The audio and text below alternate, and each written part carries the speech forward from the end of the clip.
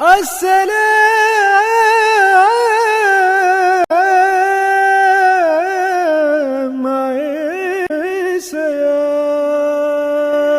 باللہ من الشیطان الرجیم، بسم اللہ الرحمن الرحیم۔ تمام تعریفیں اس پاک پروردگار کے لیے کہ جو تمام جہانوں کا پالنے والا ہے، اور لاکھوں کروڑوں درود و سلام آن حضرت صلی اللہ علیہ وآلہ وسلم اور ان کی آل پر۔ سامعین گرامی، میں آپ کا میزبان سلیم گیلانی رمضان المبارک کا خصوصی پروگرام قصص الانبیاء علیہ السلام لے کر حاضر خدمت ہوں۔ السلام علیکم اور السلام علیکم پاکستان۔ عزیزان گرامی، آج کے پروگرام قصص الانبیاء علیہ السلام میں قصہ سننے کی سعادت حاصل کریں گے اللہ کے پاک پیغمبر حضرت ابراہیم علیہ السلام کا۔ چونکہ یہ قصہ کچھ طویل ہے، لہٰذا یہ دو حصوں پر پیش کیا جائے گا۔ آج آپ ملاحظہ کریں گے پہلا حصہ۔ عزیزان گرامی، اللہ تعالیٰ نے حضرت ابراہیم علیہ السلام کو شروع ہی سے حق کی بصیرت، رشد و ہدایت عطا فرمائی، اور وہ یہ یقین رکھتے تھے کہ بت نہ سن سکتے ہیں اور نہ دیکھ سکتے ہیں، اور نہ کسی کی پکار کا جواب دے سکتے، اور نہ نفع نقصان کا ان سے کوئی واسطہ ہے، اور نہ لکڑی کے کھلونوں اور دوسری بنی ہوئی چیزوں کے اور ان کے درمیان کوئی فرق اور امتیاز ہے۔ وہ صبح و شام اپنی آنکھوں سے دیکھتے تھے کہ ان بے جان مورتیوں کو لوگ اپنے ہاتھوں سے گھڑتے ہیں، بناتے ہیں، اور جس طرح ان کا جی چاہتا ہے ناک، کان، آنکھیں اور جسم تراش لیتے ہیں، اور پھر خریدنے والوں کے ہاتھوں فروخت کر دیتے ہیں۔ تو یہ کس طرح سے خدا ہو سکتے ہیں؟ یہ کیسے اللہ ہو سکتے ہیں، یا اللہ کے مثل و ہمسر کہے جا سکتے ہیں؟ بعثت سے سرفراز ہو کر سب سے پہلے انہوں نے اسی طرف توجہ فرمائی، جبکہ اس جلیل القدر ہستی پر اللہ تعالیٰ کے جود و کرم اور عطا و نوال کا فیضان بے غایت و بے نہایت سرایت رفتار کے ساتھ ہو رہا تھا۔ تو اس کا یہ نتیجہ نکلا کہ انہوں نے انبیاء علیہ السلام کی صف میں نمایاں جگہ پائی، اور ان کی دعوت و تبلیغ کا محور اور مرکز دین حنیف قرار پایا۔ انہوں نے جب یہ دیکھا کہ قوم بت پرستی، ستارہ پرستی اور مظاہر پرستی میں اس قدر منہمک ہے کہ اللہ برتر کی قدرت اور اس کی احدیت و سمدیت کا تصور بھی اب ان کے قلوب میں باقی نہیں رہا، اور ان کے لیے اللہ کی وحدانیت کے عقیدے سے زیادہ کوئی اچنبے کی بات نہیں رہی، تب انہوں نے کمر کسی اور ذات واحد کے بھروسے پر ان کے سامنے دین حق کا پیغام رکھا اور اعلان کیا، اے قوم، یہ کیا ہے کہ جو میں دیکھ رہا ہوں کہ تم اپنے ہاتھ سے بنائے ہوئے بتوں کی پرستش میں مشغول ہو؟ کیا تم اس قدر خواب غفلت میں ہو کہ جس بے جان لکڑی کو اپنے آلات سے گھڑ کر مجسمے تیار کرتے ہو، اور اگر وہ مرضی کے مطابق نہ بنے تو ان کو توڑ کر دوسرے بنا لیتے ہو، اور بنا لینے کے بعد پھر انہی کو پوجنے اور نفع و ضرر کا مالک سمجھنے لگتے ہو؟ تم ان خرافات سے باز آؤ، اللہ کی توحید کے نغمے گاؤ، اور اسی ایک مالک حقیقی کے سامنے سر نیاز جھکاؤ جو میرا، تمہارا اور کل کائنات کا خالق و مالک ہے۔ مگر قوم نے ان کی آواز پر کان نہ دھرا۔ چونکہ قوم گوش حق نیوش اور نگاہ حق بین سے محروم تھی، اسی لیے جلیل القدر پیغمبر کی دعوت حق کا مذاق اڑایا اور زیادہ سے زیادہ تمرد و سرکشی کا مظاہرہ کیا۔ عزیزان گرامی، حضرت ابراہیم علیہ السلام دیکھ رہے تھے کہ شرک کا سب سے بڑا مرکز خود ان کے اپنے گھر میں قائم ہے، اور آزر کی بت پرستی اور بت سازی پوری قوم کے لیے توجہ کا مرکز بنی ہوئی ہے۔ اس لیے فطرت کا تقاضا یہ ہے کہ دعوت حق اور پیغام صداقت کے ادائے فرض کی ابتدا گھر ہی سے ہونی چاہیے۔ اسی لیے سیدنا حضرت ابراہیم علیہ السلام نے سب سے پہلے اپنے چچا آزر ہی کو مخاطب کیا، اور فرماتے ہیں کہ اے چچا جان، خدا پرستی اور معرفت الہی کے لیے جو راستہ تم نے اختیار کیا ہے، جس کو آباء و اجداد کا قدیم راستہ بتلاتے ہو، یہ گمراہی اور باطل پرستی کی راہ ہے۔ صراط مستقیم اور راہ حق صرف وہی ہے کہ جس کی دعوت میں دے رہا ہوں۔ اے چچا جان، توحید ہی سر چشمہ نجات ہے، نہ کہ تمہارے ہاتھ کے بنائے ہوئے ان بتوں کی پرستش اور عبادت۔ اس راہ کو چھوڑو اور توحید حق کی راہ کو مضبوطی کے ساتھ اختیار کرو، تاکہ اللہ تم سے راضی ہو جائے اور دنیا اور آخرت کی سعادت حاصل کر سکو۔ مگر افسوس کہ آزر پر حضرت ابراہیم علیہ السلام کی اس پند و نصیحت کا کوئی اثر نہیں ہوا، بلکہ قبول حق کی بجائے آزر نے ابراہیم کو دھمکانا شروع کیا اور کہنے لگا، ابراہیم علیہ السلام، اگر تو بتوں کی بائی سے باز نہ آئے گا تو میں تجھ کو سنسار کروا دوں گا۔ حضرت ابراہیم نے جب یہ دیکھا کہ معاملہ بحد سے آگے بڑھ گیا ہے اور ایک جانب چچا کے احترام کا مسئلہ ہے تو دوسری جانب ادائے فرض و حمایت حق اور اطاعت امر الہی کا سوال، تو انہوں نے سوچا اور آخر وہی کیا جو ایسے برگزیدہ انسان اور اللہ کے جلیل المرتبت پیغمبر کے شایان شان تھا۔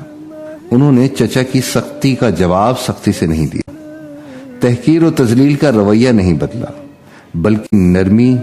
ملاطفت اور اخلاق کریمانہ کے ساتھ یہ جواب دیا کہ اے چچا جان، اگر میری بات کا یہی جواب ہے تو آج سے میرا تیرا سلام۔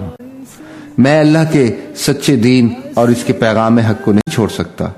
اور کسی حال بتوں کی پرستش نہیں کر سکتا۔ میں آج سے تجھ سے دور ہوتا ہوں، مگر غائبانہ تیرے لیے بارگاہ الہی میں بخشش طلب کرتا رہوں گا تاکہ تجھ کو ہدایت نصیب ہو اور تو اللہ کے عذاب سے نجات پا جائے۔ سامعین گرامی، حضرت ابراہیم اور آزر کے درمیان جب اتفاق کی کوئی صورت نہ بنی اور آزر نے کسی طرح حضرت ابراہیم علیہ السلام کی رشد و ہدایت کو قبول نہ کیا تو حضرت ابراہیم علیہ السلام نے آزر سے جدائی اختیار کر لی اور اپنی دعوت حق اور پیغام رسالت کو وسیع کر دیا، اور اب صرف آزر ہی ان کا مخاطب نہیں رہا تھا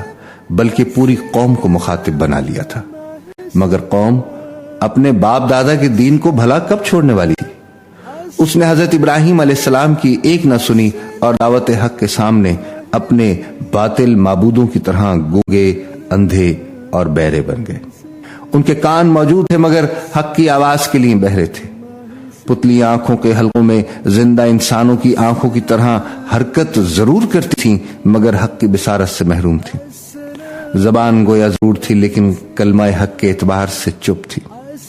اور جب حضرت ابراہیم علیہ السلام نے زیادہ زور دے کر پوچھا کہ یہ تو بتاؤ کہ جن کی تم پرستش کرتے ہو یہ تم کو کسی قسم کا نفع یا نقصان بھی پہنچا سکتے ہیں، تو کہنے لگے کہ ان باتوں کے جھگڑے میں ہم کو نہیں پڑنا، ہم تو یہ جانتے ہیں کہ ہمارے باپ دادا یہی کرتے چلے آئے ہیں، لہذا ہم بھی وہی کر رہے ہیں۔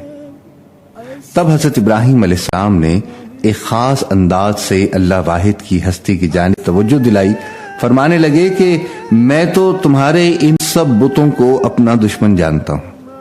یعنی میں ان سے بے خوف و خطر ہو کر ان سے اعلان جنگ کرتا ہوں۔ اگر یہ میرا کچھ بگاڑ سکتے ہیں تو اپنی حسرت نکال لیں، البتہ میں صرف اس ہستی کو اپنا مالک سمجھتا ہوں جو تمام جہانوں کا پروردگار ہے، جس نے مجھ کو پیدا کیا اور راہ راست دکھلائی، جو مجھ کو کھلاتا ہے، پلاتا ہے، یعنی رزق دیتا ہے، اور جب میں بیمار ہو جاتا ہوں تو مجھ کو شفا بخشتا ہے، اور جو میری زیست اور موت دونوں کا مالک ہے، اور جس سے میں یہ طمع کرتا ہوں کہ وہ قیامت کے روز مجھ کو بخش دے گا، اور میں اس کے حضور میں یہ دعا کرتا رہتا ہوں، اے میرے پروردگار، تو مجھ کو صحیح فیصلے کی قوت عطا کر اور مجھ کو نیکوکاروں کی فہرست میں داخل کر اور مجھ کو زبان کی سچائی عطا کر اور جنت النعیم کے وارثوں میں شامل کر۔ سامنے گرامی، نصیحت کے اس مؤثر انداز خطابت کو کہ جو حضرت ابراہیم علیہ السلام نے اپنی قوم کے اور آزر کے سامنے پیش کیا، مگر آزر اور قوم آزر کے دل کسی طرح قبول حق کے لیے نرم نہ ہوئے اور ان کا انکار اور جمود حد سے گزرتا رہا۔ حضرت ابراہیم علیہ السلام کی قوم بت پرستی کے ساتھ ساتھ کواکب پرستی بھی کرتی تھی۔ ان کا یہ عقیدہ تھا کہ انسانوں کی موت و حیات، ان کا رزق، ان کا نفع و ضرر، خشک سالی اور قحط سالی، فتح و ظفر اور شکست و ہزیمت، غرض کارخانے عالم کا نظم و نسق کواکب اور ان کی حرکات کی تاثیر پر چل رہا ہے، اور یہ تاثیر ان کی ذاتی اوصاف میں سے ہے، اس لیے ان کی خوشنودی ضروری ہے، اور یہ کہ ان کی پرستش کے بغیر ایسا کچھ ممکن نہیں۔ اس لیے حضرت ابراہیم علیہ السلام نے جس طرح ان کو ان کے سفلی معبودان باطل کی حقیقت واشگاف کر کے راہ حق کی طرف دعوت دی، اسی طرح ضروری سمجھا کہ ان کے الوی معبودان باطل کی بے ثباتی اور فنا کے منظر کو پیش کر کے اس حقیقت سے بھی آگاہ کر دیں کہ تمہارا یہ خیال قطعاً غلط ہے کہ ان چمکتے ہوئے ستاروں، چاند اور سورج کو خدائی طاقت حاصل ہے۔ ہرگز نہیں، یہ تمہاری صرف خام خیالی اور باطل عقیدہ ہے۔ سامعین گرامی، مگر یہ باطل پرست جبکہ اپنے خود ساختہ اذنام سے اس قدر خائف تھے کہ ان کو برا کہنے والے کے لیے ہر آن یہ تصور کرتے تھے کہ وہ ان کے غضب میں آ کر تباہ و برباد ہو جائے گا، تو ایسے اوہام پرستوں کے دلوں میں بلند ستاروں کی پرستش کے خلاف جذبہ پیدا کرنا کوئی آسان کام نہیں تھا۔ اسی لیے مجدد انبیاء حضرت ابراہیم علیہ السلام نے ان کے دماغوں کے مناسب ایک عجیب اور دلچسپ پیرائے بیان اختیار فرمایا۔ تاروں بھری رات تھی، ایک ستارہ خوب روشن تھا۔ حضرت ابراہیم علیہ السلام نے اس کو دیکھ کر فرمایا کہ میرا رب یہ ہے۔ اس لیے کہ اگر ستارے ربوبیت کر سکتے ہیں تو یہ ان سب میں ممتاز اور روشن ہے۔ لیکن جب وہ اپنے وقت مقررہ پر نظر سے اوجھل ہو گیا اور اس کو یہ مجال نہ ہوئی کہ اپنے پرستاروں کے لیے ایک گھڑی اور رونمائی کرا سکتا اور نظام کائنات سے منحرف ہو کر اپنے پوجنے والوں کے لیے زیارت گاہ بنا رہتا، تب حضرت ابراہیم علیہ السلام نے فرمایا، میں چھپ جانے والے کو پسند نہیں کرتا۔ یعنی جس شے پر مجھ سے بھی زیادہ تغیرات کا اثر پڑتا ہو اور جو جلد جلد ان اثرات کو قبول کر لیتا ہو، وہ میرا معبود کیوں کر ہو سکتا ہے؟ پھر نگاہ اٹھائی تو دیکھا کہ چاند آب و تاب کے ساتھ سامنے موجود ہے۔ اس کو دیکھ کر فرمایا کہ یہ میرا رب ہے، اس لیے کہ یہ خوب روشن ہے اور اپنی خشک روشنی سے سارے عالم کو روشن کر رہا ہے۔ پس اگر کواکب کو رب بنانا ہی ہے تو اسی کو کیوں نہ بنایا جائے، کیونکہ یہی اس کا زیادہ مستحق نظر آتا ہے۔ سامعین گرامی، اب سحر کا وقت ہونے لگا تو قمر کے بھی ماند پڑ جانے اور روپوش ہو جانے کا وقت آ پہنچا، اور جس قدر طلوع آفتاب کا وقت قریب ہوتا گیا، چاند کا جسم دیکھنے والوں کی آنکھوں سے اوجھل ہونے لگا۔ تو یہ دیکھ کر حضرت ابراہیم علیہ السلام نے ایک ایسا جملہ فرمایا جس سے چاند کے رب ہونے کی نفی کے ساتھ ساتھ اللہ واحد کی ہستی کی جانب قوم کی توجہ اس خاموشی کے ساتھ پھیر دی جائے کہ قوم اس کا احساس بھی نہ کر سکے، اور اس گفتگو کا جو مقصد توحید ہے، یعنی صرف اللہ واحد پر ایمان، وہ ان کے دلوں میں بغیر قصد و ارادے کے پیوست ہو جائے۔ فرماتے ہیں کہ اگر میرا حقیقی پروردگار میری رہنمائی نہ کرتا تو میں بھی ضرور گمراہ قوم میں سے ایک ہوتا۔ اس قدر فرما کر خاموش ہو گئے، اس لیے کہ ابھی اس سلسلے کی ایک کڑی اور باقی ہے، اور قوم کے پاس ابھی مقابلے کے لیے ایک ہتھیار اور موجود ہے، اس لیے اس سے زیادہ کہنا مناسب نہ سمجھا۔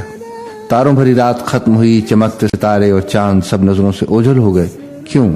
اس لیے کہ آفتاب عالم مہتاب کا رخ روشن سامنے آ رہا ہے۔ دن نکل آیا اور وہ پوری آب و تاب سے چمکنے دمکنے لگا۔ حضرت ابراہیم علیہ السلام نے اس کو دیکھ کر فرمایا کہ یہ ہے میرا رب۔ کیوں کہ یہ کواکب سب سے بڑا ہے اور نظام فلکی میں اس سے بڑا ستارہ ہمارے سامنے دوسرا کوئی نہیں ہے۔ لیکن دن بھر چمکنے اور روشن رہنے اور تمام عالم کو روشن کرنے کے بعد وقت مقررہ پر اس نے بھی عراق کی سرزمین سے پہلو بچانا شروع کر دیا، اور شب دجور آہستہ آہستہ سامنے آنے لگی اور آخرکار وہ بھی نظروں سے غائب ہو گیا۔ تو سامعین گرامی، اب وہ وقت آ پہنچا کہ حضرت ابراہیم علیہ السلام اصل حقیقت کا اعلان کر دیں اور قوم کو لاجواب بنا دیں، کیونکہ ان کے عقیدے کے مطابق اگر ان کواکب کو ربوبیت اور معبودیت حاصل ہے تو اس کی کیا وجہ ہے کہ ہم سے بھی زیادہ ان میں تغیرات نمایاں ہیں اور یہ جلد جلد ان کے اثرات سے متاثر ہوتے ہیں۔ اگر معبود ہیں تو پھر ان میں چمک کر ڈوب جانا کیوں ہے؟ جس طرح چمکتے نظر آتے ہیں اسی طرح چمکتے کیوں نہیں رہتے؟ چھوٹے ستاروں کی روشنی کو مہتاب نے کیوں ماند کر دیا، اور مہتاب کے رخ روشن کو آفتاب کے نور نے کس لیے بے نور کر دیا؟ پس اے قوم، میں ان مشرکانہ عقائد سے بری ہوں اور شرک کی زندگی سے بیزار۔ بلا شبہ میں نے اپنا رخ صرف اسی ایک اللہ کی جانب کر لیا جو آسمانوں اور زمینوں کا خالق ہے۔ میں حنیف ہوں اور مشرک نہیں ہوں۔ اب قوم سمجھی کہ یہ کیا ہوا۔ حضرت ابراہیم علیہ السلام کے اس مضبوط اور محکم برہان کو کس طرح رد کریں اور ان کی اس روشن دلیل کا کیا جواب دیں؟ وہ اس کے لیے بالکل عاجز اور درماندہ تھے، اور جب کوئی بس نہ چلا تو قائل ہونے اور صدائے حق کو قبول کر لینے کی بجائے حضرت ابراہیم علیہ السلام سے جھگڑنے اور اپنے معبودان باطل سے ڈرانے لگے کہ وہ تیری توہین کا تجھ سے ضرور انتقام لیں گے، اور تیار رہ، تجھ کو اب اس کا خمیازہ بھگتنا پڑے گا۔ حضرت ابراہیم علیہ السلام نے فرمایا، کیا تم مجھ سے جھگڑتے ہو اور اپنے بتوں سے مجھ کو ڈراتے ہو؟ حالانکہ اللہ تعالیٰ نے مجھ کو صحیح راہ دکھائی ہے اور تمہارے پاس گمراہی کے سوا کچھ نہیں ہے، بس تمہارے بت کچھ بھی نقصان نہیں پہنچا سکتے۔ کیا تم کو ان باتوں سے کوئی نصیحت حاصل نہیں ہوتی؟ تم کو تو اللہ کی نافرمانی کرنے اور اس کے ساتھ بتوں کو شرک ٹھہرانے میں بھی کوئی خوف نہیں آتا، جس کی تمہارے پاس ایک دلیل بھی نہیں ہے، اور مجھ سے یہ توقع رکھتے ہو کہ اللہ واحد کا ماننے والا اور امن عالم کا ذمہ دار ہو کر میں تمہارے بتوں سے ڈر جاؤں؟ کاش کہ تم سمجھتے کہ کون جھوٹا ہے اور کون صلح اور امن پسند۔ صحیح امن کی زندگی اسی شخص کو حاصل ہے کہ جو اللہ واحد پر ایمان رکھتا ہے اور شرک سے بیزار رہتا ہے، اور وہی راہ یاب ہے۔ بہرحال اللہ تعالیٰ کی یہ وہ عظیم الشان حجت تھی سامعین گرامی کہ جو اس نے حضرت ابراہیم علیہ السلام کی زبان سے بت پرستی کے خلاف ہدایت اور تبلیغ کے بعد کواکب پرستی کی رد میں ظاہر فرمائی تھی، اور ان کی قوم کے مقابلے میں ان کو روشن دلائل و براہین کے ساتھ سربلندی عطا فرمائی۔ غرض ان تمام روشن دلائل و براہین کے بعد بھی جب قوم نے دعوت اسلام کو قبول نہ کیا اور اصنام پرستی اور کواکب پرستی میں اسی طرح مبتلا رہی، تو حضرت ابراہیم علیہ السلام نے ایک دن جمہور کے سامنے اعلان جنگ کر دیا کہ میں تمہارے ان بتوں کے متعلق ایک ایسی چال چلوں گا کہ جو تم سوچ بھی نہیں سکتے۔ حضرت گرامی قریب ہی زمانے میں اس قوم کا ایک مذہبی میلہ آنے والا تھا۔ اب جبکہ ساری قوم، بادشاہ، کاہن اور مذہبی پیشوا اس میلے میں مصروف تھے اور شراب کباب میں مشغول تھے، تو حضرت ابراہیم علیہ السلام نے سوچا کہ وقت آ گیا کہ یہی وہ بہترین وقت ہے کہ اپنے نظام عمل کی تکمیل کروں اور مشاہدے کی صورت میں جمہور پر واضح کر دوں کہ ان کے دیوتاؤں کی حقیقت کیا ہے۔ وہ اٹھے اور سب سے بڑے دیوتا کے ہیکل مندر میں جا پہنچے۔ دیکھا تو وہاں دیوتاؤں کے سامنے قسم قسم کے حلوے، پھلوں، میووں اور مٹھائیوں کے چڑھاوے رکھے تھے۔ حضرت ابراہیم علیہ السلام نے طنزیہ لہجے میں چپکے ان مورتیوں سے خطاب کر کے کہا، یہ سب کچھ موجود ہے، اس کو کھاتے کیوں نہیں ہو؟ اور پھر کہنے لگے، میں بات کر رہا ہوں، کیا بات ہے کہ تم جواب نہیں دیتے؟ اور پھر ان سب کو توڑ پھوڑ ڈالا اور سب سے بڑے بت کے کاندھے پر کلہاڑا رکھ کر واپس چلے گئے۔ سامعین گرامی، جب لوگ میلے سے واپس آئے تو ہیکل میں بتوں کا یہ حال پایا تو سخت برہم ہوئے اور ایک دوسرے سے دریافت کرنے لگے کہ یہ کیا ہوا ہے اور کس نے کیا ہے۔ تو ان میں وہ لوگ بھی تھے کہ جن کے سامنے حضرت ابراہیم علیہ السلام کہہ چکے تھے کہ میں تمہارے بتوں کے خلاف ایک چال چلوں گا۔ انہوں نے فوراً کہا کہ یہ اسی شخص کا کام ہے کہ جس کا نام ابراہیم علیہ السلام ہے، وہی ہمارے دیوتاؤں کا دشمن ہے۔ کاہنوں اور سرداروں نے جب یہ سنا تو غم و غصے سے سرخ ہو گئے اور کہنے لگے کہ اس کو مجمع کے سامنے پکڑ کے لاؤ تاکہ سب دیکھیں کہ مجرم کون ہے۔ حضرت ابراہیم علیہ السلام کو سامنے لایا گیا تو بڑے رعب اور دعاب سے ان سے پوچھا گیا، کیوں ابراہیم علیہ السلام، تو نے ہمارے دیوتاؤں کے ساتھ یہ سب کچھ کیا کیا ہے؟ حضرت ابراہیم نے دیکھا کہ اب وہ بہترین موقع آ گیا ہے کہ جس کے لیے انہوں نے یہ تدبیر اختیار کی ہے۔ مجمع موجود ہے، عوام دیکھ رہے ہیں کہ ان کے دیوتاؤں کا کیا حشر ہو گیا ہے، اس لیے اب کاہنوں اور مذہبی پیشواؤں کو عوام کی موجودگی میں اور ان کے باطل عقیدے پر نادم کر دینے کا وقت ہے، تاکہ عوام کو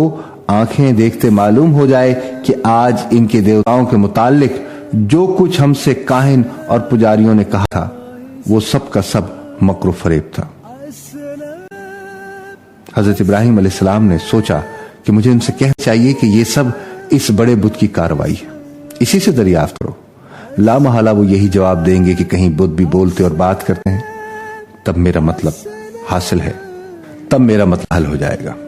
اور پھر میں ان کے عقیدے کا پول جمہور کے سامنے کھول کر صحیح عقیدے کی تلقین کر سکوں گا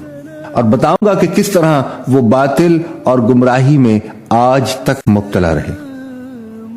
اس وقت کاہن اور پجاریوں کے پاس ندامت کے سوائے کچھ نہیں ہوگا۔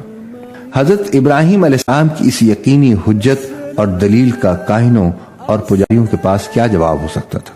وہ ندامت میں غرق تھے، دلوں میں ذلیل و رسوا تھے اور سوچتے تھے کہ کیا جواب دیں۔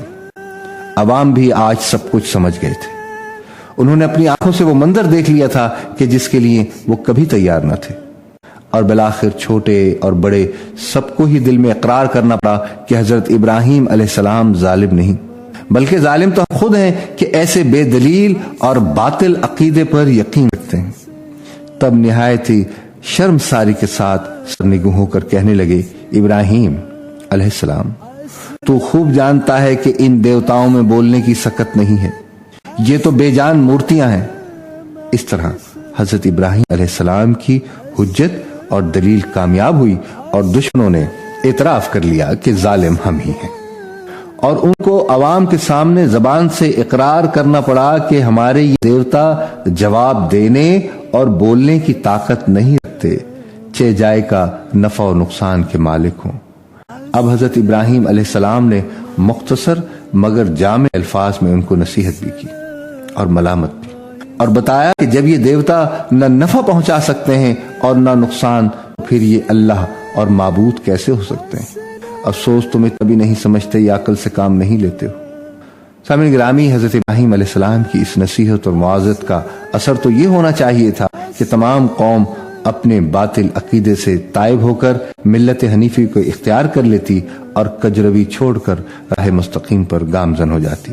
مگر دلوں کی کجی، نفوس کی سرکشی، متمردانہ ذہنیت اور باطنی خباثت و دانائیت نے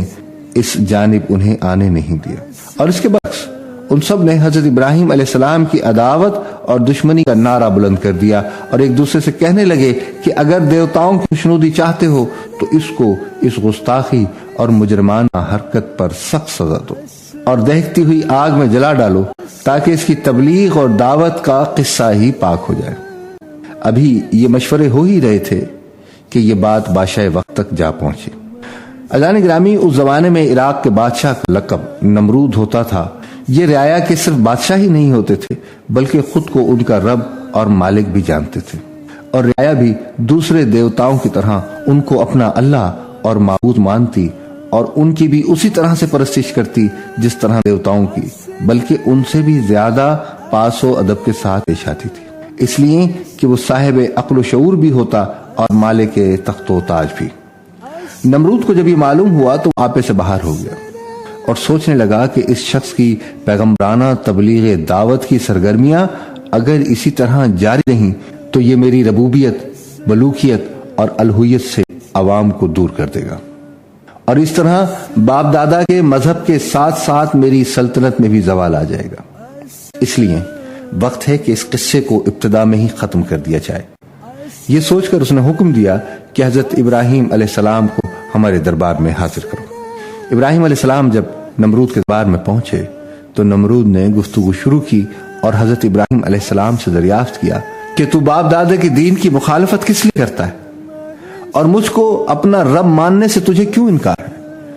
حضرت ابراہیم علیہ السلام نے فرمایا کہ میں اللہ واحد کا پرستار ہوں، اس کے علاوہ کسی کو اس کا شریک نہیں مانتا، ساری کائنات اور تمام عالم اسی کی مخلوق ہے اور وہی ان سب کا خالق و مالک ہے۔ تو بھی اس طرح ایک انسان ہے جس طرح ہم سب انسان ہیں، پھر تو کس طرح رب ہو سکتا ہے؟ اور کس طرح یہ گونگے بہرے لکڑی کے بت خدا ہو سکتے ہیں؟ میں صحیح راہ پر ہوں اور تم سب غلط راہ پر ہو، اس لیے مجھے بتاؤ کہ میں تبلیغ حق کو کس طرح چھوڑ سکتا ہوں۔ نمرود نے حضرت ابراہیم علیہ السلام سے دریافت کیا، اگر میرے علاوہ تیرا کوئی رب ہے تو اس کا ایسا وصف بیان کر کے جس کی قدرت مجھ میں نہ ہو۔ اب حضرت ابراہیم علیہ السلام نے فرمایا کہ میرا رب وہ ہے کہ جس کے قبضے میں موت اور حیات ہے، وہی موت دیتا ہے اور وہی زندگی بخشتا ہے۔ سامنے گرامی، کچھ فہم موت و حیات کی حقیقت سے ناشنا نمرود کہنے لگا کہ اس طرح تو موت و حیات میرے بھی قبضے میں ہے، اور یہ کہہ کر اسی وقت ایک بے قصور شخص کے متعلق جلاد کو حکم دیا کہ اس شخص کی گردن مار دو اور اسے موت کے گھاٹ اتار دو۔ جلاد نے فوراً حکم کی تعمیل کی اور ایک قتل کے سزا یافتہ مجرم کو جیل سے بلا کر رہائی کا حکم دیا۔ اور کہا جاؤ ہم نے تمہاری جان بخشی کی۔ اور پھر حضرت ابراہیم علیہ السلام کی جانب متوجہ ہو کر کہنے لگا، دیکھا میں بھی کس طرح زندگی بخشتا اور موت دیتا ہوں، اور پھر تیرے اللہ کی خصوصیت کیا رہی؟ حضرت ابراہیم علیہ السلام نے فرمایا کہ میں اس ہستی کو اللہ کہتا ہوں کہ جو روزانہ سورج کو مشرق سے لاتا اور مغرب کی جانب لے جاتا ہے۔ بس اگر تو بھی اسی طرح خدا کا دعویٰ کرتا ہے تو اس کے خلاف سورج کو مغرب سے نکال اور مشرق میں چھپا۔ یہ سن کر نمرود لاجواب کر رہ گیا۔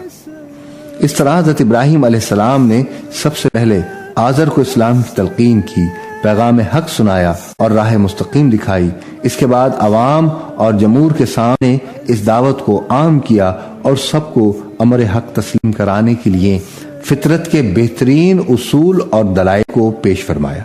اور پھر نرمی، شیریں کلامی مگر مضبوط و محکم اور روشن حجت و دلیل کے ساتھ ان پر حق کو واضح کیا، اور اب سب سے آخر میں بادشاہ نمرود سے مناظرہ کیا اور اس پر روشن کر دیا کہ ربوبیت اور الوہیت کا حق صرف اللہ واحد کے لیے ہی سزاوار ہے،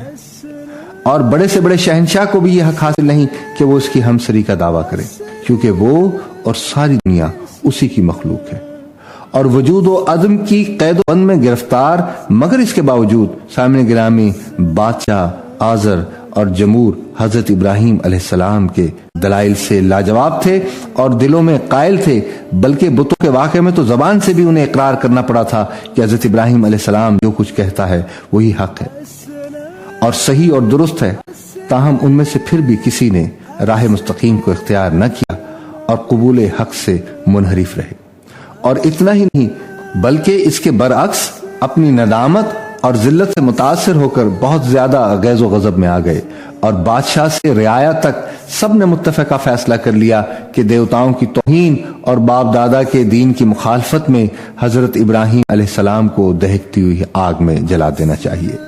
کیونکہ ایسے مجرم کی سزا یہی ہو سکتی ہے، اور دیوتاؤں کی تحقیر کا انتقام اسی طرح سے لیا جا سکتا ہے۔ سامعین گرامی، قصہ حضرت ابراہیم علیہ السلام میں بھی بہت کچھ باقی ہے۔